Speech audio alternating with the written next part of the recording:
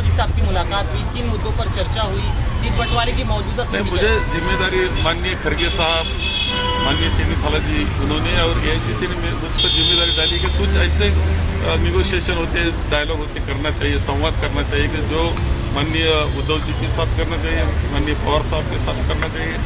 तो ऐसे सारे मुद्दे होते हैं कि हमारे म्यूचुअल अंडरस्टैंडिंग से कुछ चेंजेस हो सकते हैं, तो वो करने के बारे में है। कुछ ऐसे है कि हमारे प्रोग्राम हमें लेने हैं स्टेट में, जिसमें राहुल जी रहेंगे, खुद राहुल जी रहेंगे, उद्धव जी रहेंगे, पवार साहब रहेंगे, तो उसके बारे में क्या कर सकते हैं, कौन से टाइम पर लेना चाहिए, डेट क्या होनी चाहिए, ये इस पर सब चर्चा हमने की है।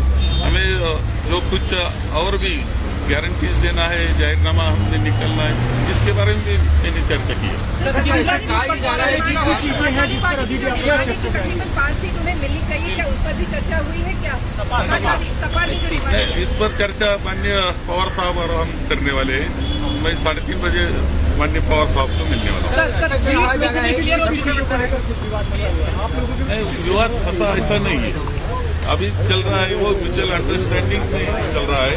थोड़ा सा मुंबई के बारे में जो चर्चा है कि वो 2-3 सीट के बारे में चर्चा चल रही है। एक सवाल ये बताया जा रहा है कि हरियाणा पैटर्न को विपरीत करते हुए आगे से जो है वो महाराष्ट्र में खास प्लान लेकर जाएगी, स्ट्रैटेजी लेकर जाएगी। आपको लगता है कि संघ के किसी भी प्लान का फायदा बीजेपी को पहुंचेगा?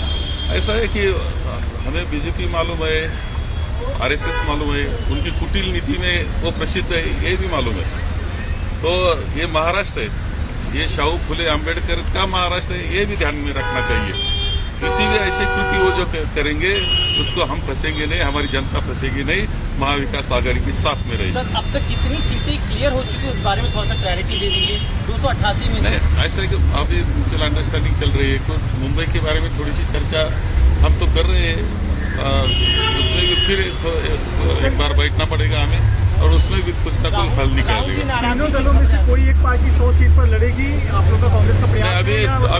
अभी तक टोटल की नहीं है हमने सब सीट। सर, राहुल जी की नाराजगी की खबरें कल से आ रही थी कि ये बिल्कुल गलत खबरें है, कोई नाराजगी नहीं है।